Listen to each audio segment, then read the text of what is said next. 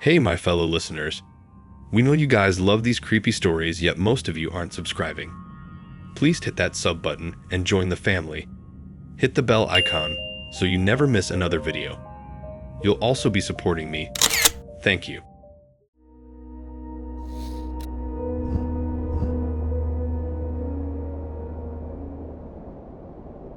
It started as a joke, a line on a job application I filled out mostly out of desperation, the kind of place you apply to when the rent is due and your options have dried up. I never thought I would actually get a call back, let alone find myself standing at a reinforced gate under a sky so full of stars it felt like a mockery. The man who hired me was all business, a clipped voice, and a suit that seemed to absorb the light. He didn't ask about my qualifications. He asked about my tolerance for silence and my ability to follow instructions without question. I said I was the right man for the job. And a week later, I was driving through the empty, aching vastness of Nevada toward the most secretive place on Earth. My training was not what I expected.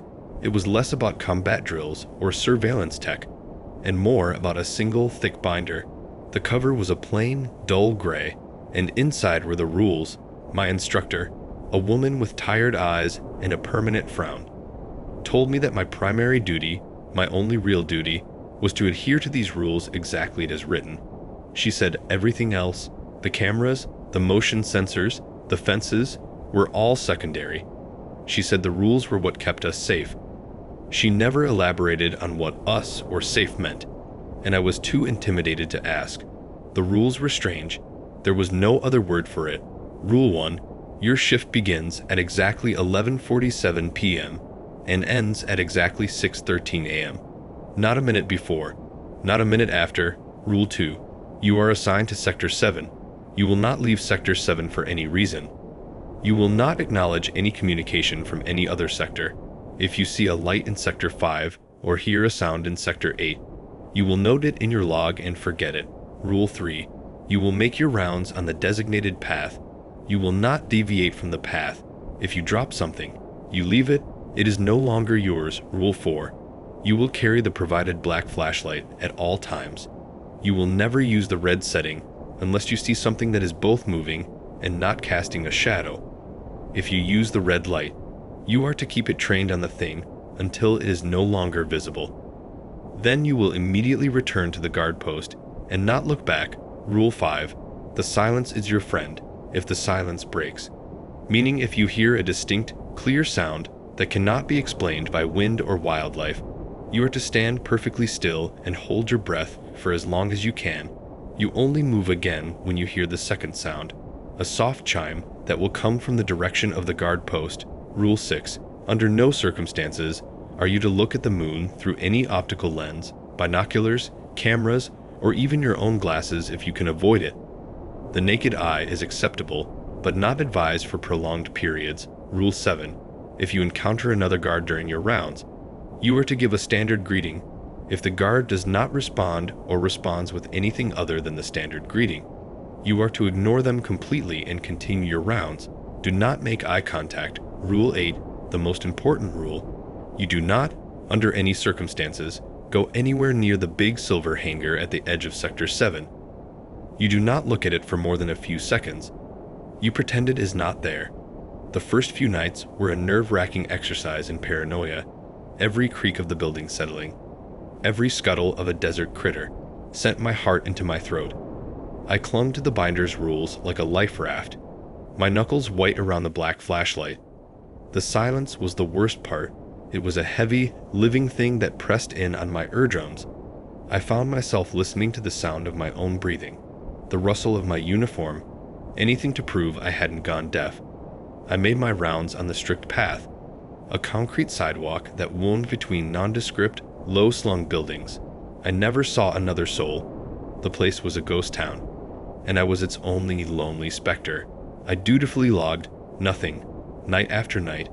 The monotony began to set in, and with it, a dangerous sense of complacency.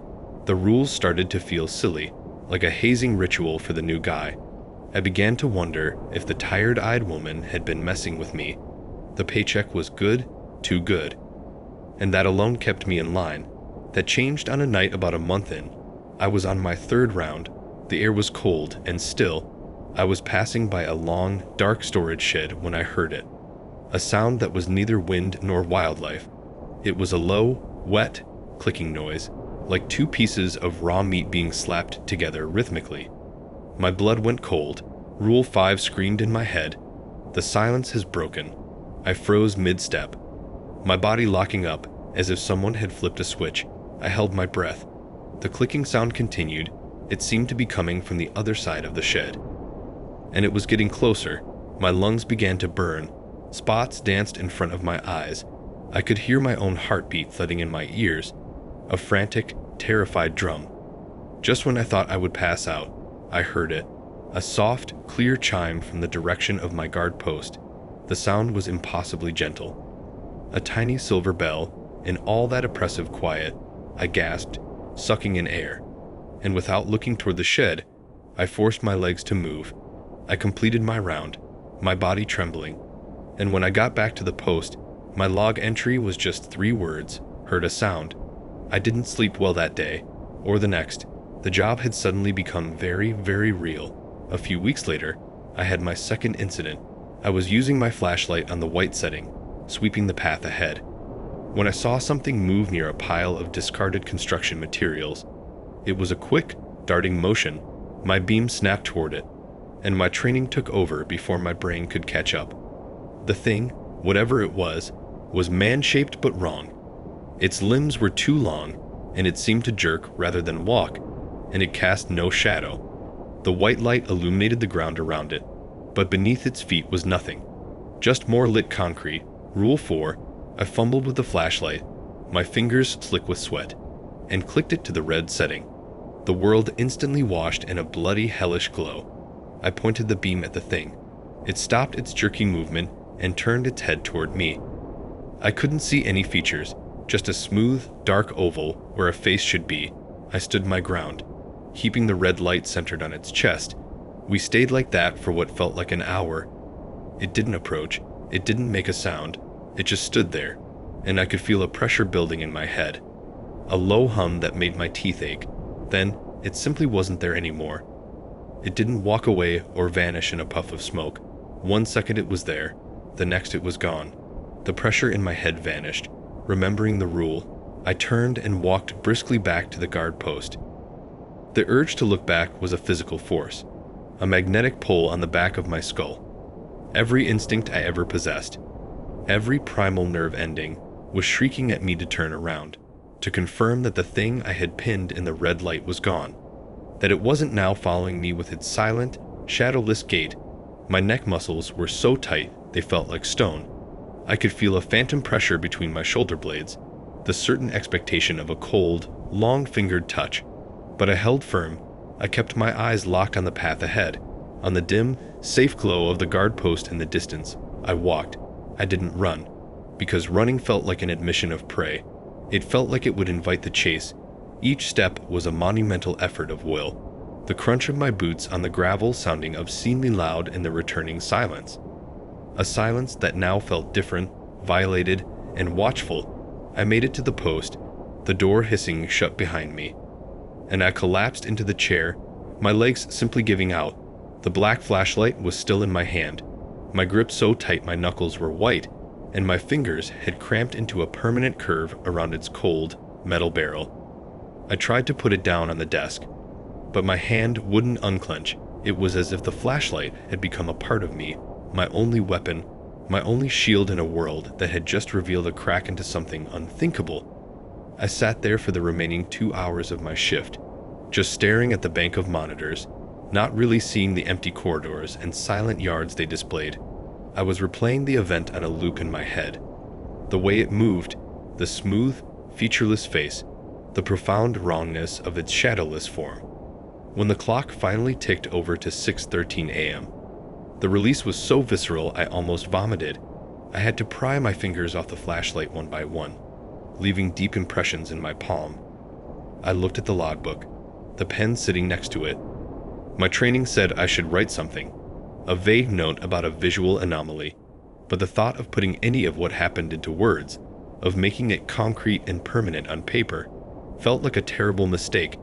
It felt like naming it, acknowledging it in that official capacity, would somehow give it more power, would make it more real. So I left the page blank, a silent testament to a terror too vast for bureaucracy. That night was a turning point, a line drawn in the sand of my sanity. The rules in the gray binder were no longer just a set of strange, arbitrary instructions from a faceless employer. They were my Bible, my shield. They were the only thing standing between me and the abyss I had glimpsed. I followed them with a religious fervor that bordered on obsession. I didn't just arrive before 11:47 p.m. I was there at 11:30, sitting in my car, watching the clock. I didn't just stick to the path. I walked its exact center, my eyes fixed forward. I no longer questioned the bizarre, specific timing of the shifts, the prohibition against looking at the hanger, the strange ritual of the greetings. I understood now, with a cold, sinking certainty, that these rules were not written from theory. They were not the product of some manager's risk assessment. They were written in blood, or something far less familiar than blood. They were carved from the experiences of those who came before me, men and women who had learned the hard way what happened when you deviated. I became a creature of pure habit, a ghost in the machine of concrete and fear. I moved through my rounds with a robotic precision, my emotions locked down tight. I was no longer a man doing a job, I was a function, a living part of the security system, designed to follow code and nothing more. I saw other guards sometimes, their own flashlight beams cutting through the darkness in adjacent sectors. We would pass at a distance, two ghosts in the night, and we would exchange the standard, lifeless greeting, all quiet, and keep moving. I never tried to see their faces. I never wondered about their lives. I didn't want to know. Giving them humanity, making them real, would have made it all so much harder. The loneliness was a constant, crushing weight, a physical pressure on my chest, but I embraced it, I cultivated it, because loneliness was safe, company, connection, was a variable, and variables in this place were dangerous.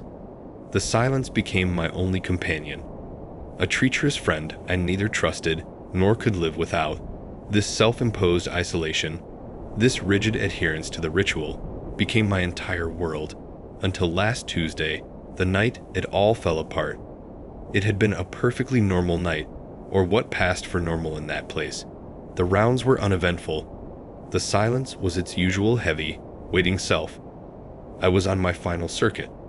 The sky beginning its slow, imperceptible shift from an inky black to a deep, pre-dawn blue, a color that always felt more desolate than hopeful out there. I felt a flicker of something akin to relief. The shift was almost over. In less than an hour, I would be driving away from this nightmare, back to my cramped, impersonal apartment where I could try, for a few precious hours, to forget the oppressive silence and the feeling of being constantly watched. That's when I saw him. A silhouette off to my left, away from the path, near the high chain link fence that marked the boundary of our sector and separated us from the endless, empty desert. It was another guard. His posture was all wrong. He wasn't walking his route. He was just standing there, perfectly still, staring out into the nothingness beyond the fence. This was a clear violation, a fundamental breach of the protocol. You never, ever leave the path. My training kicked in immediately, a cold, automatic response. I was about to call out the standard greeting, a robotic, all quiet, to hopefully snap him out of it and send him back to his duties. But then he turned. The dim light from a distant security lamp caught his face, and what I saw there stopped the words in my throat. His face was a ghastly, pale mask, streaked with glistening tracks of tears that caught the weak light.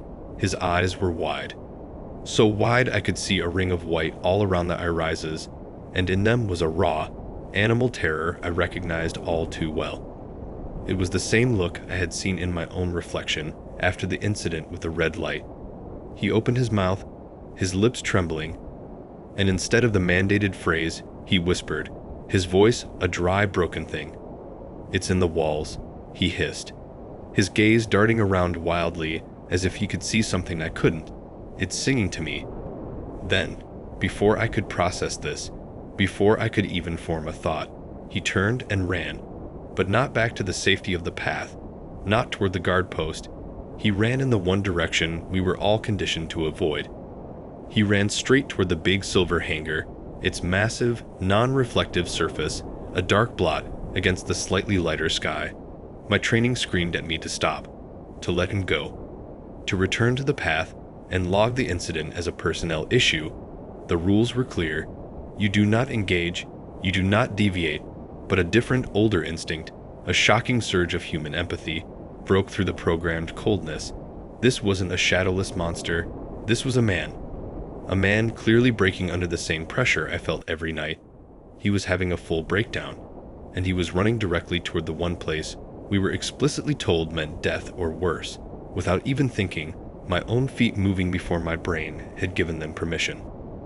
I broke from the path, the gravel crunching treacherously under my boots. I ran after him. I shouted his name.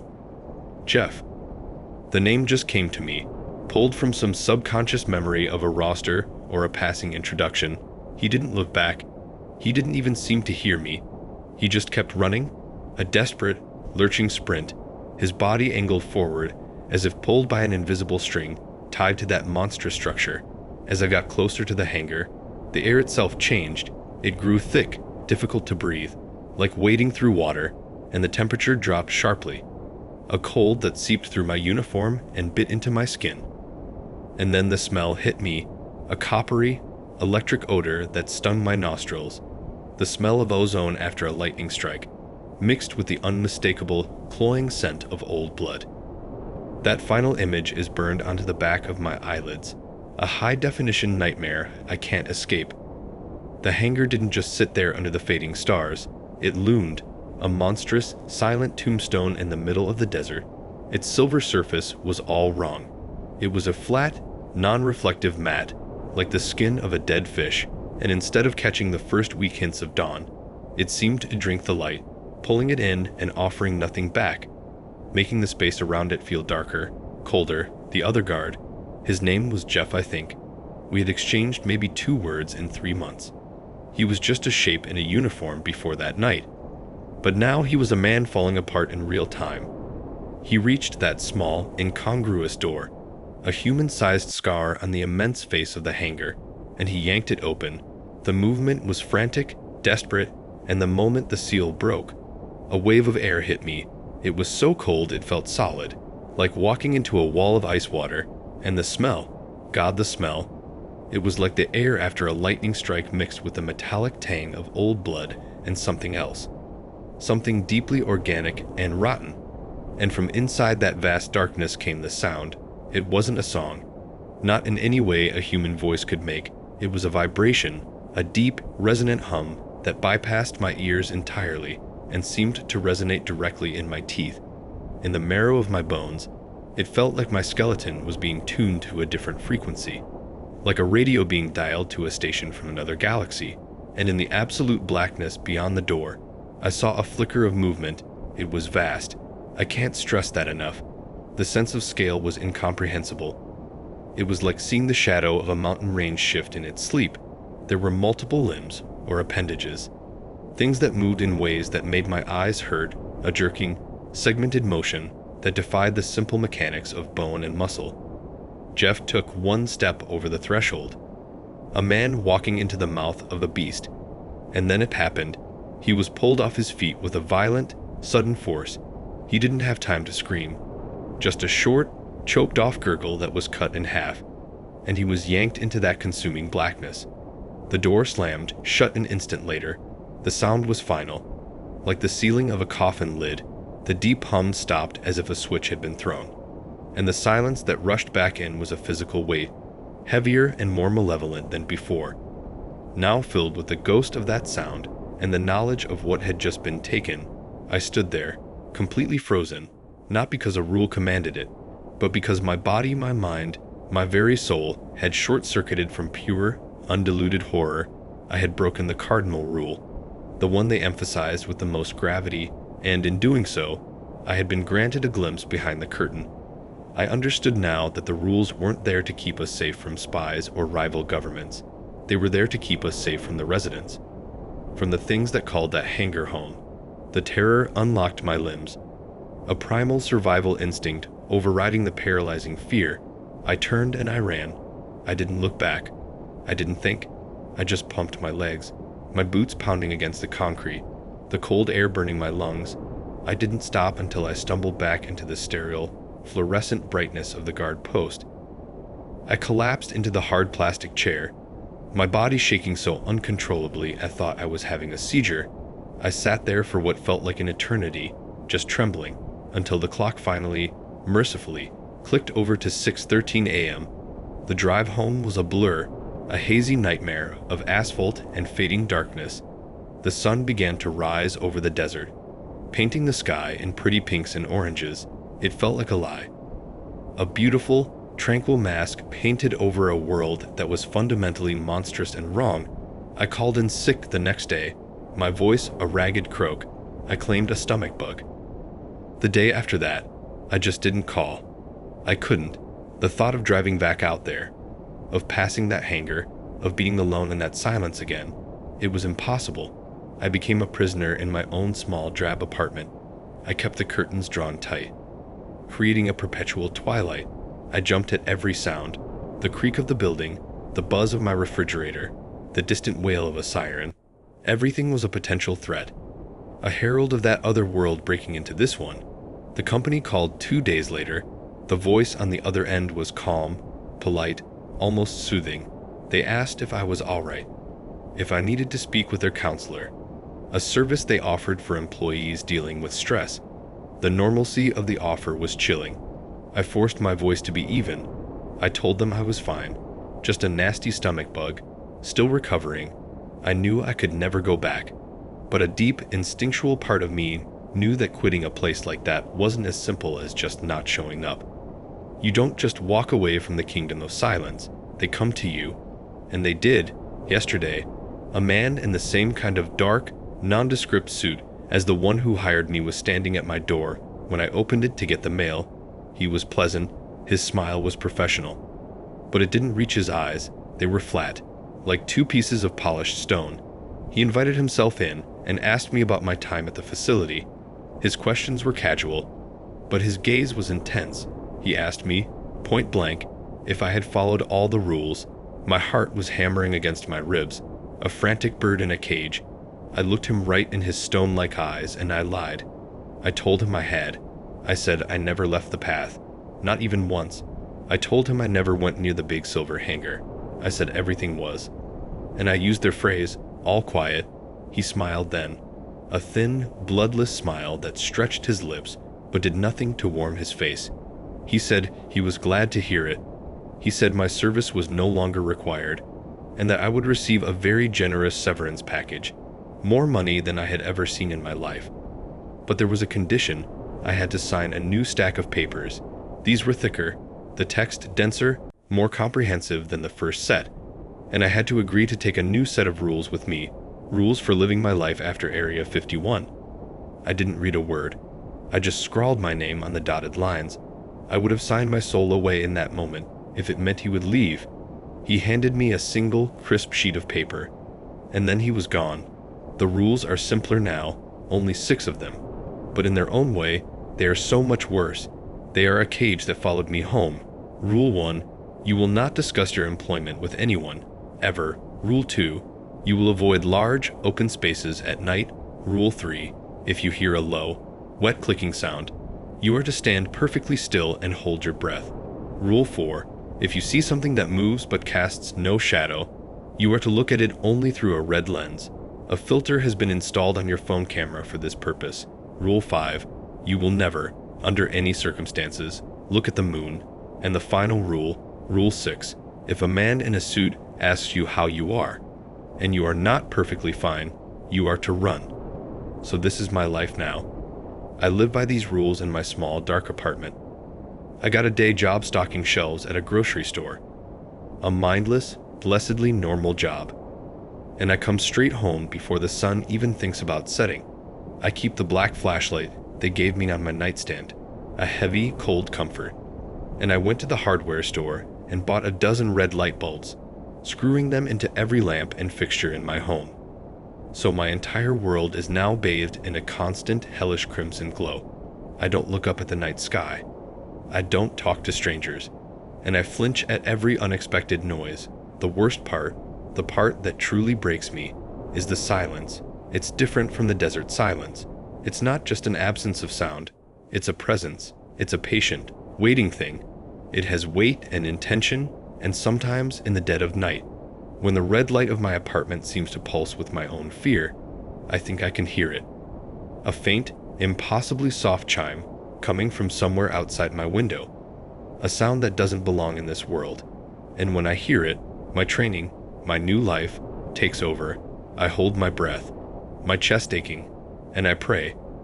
I pray to a God I'm not sure I believe in anymore. For that second sound, the one that means you can move again, the one that means you're safe for now, but it never, ever comes.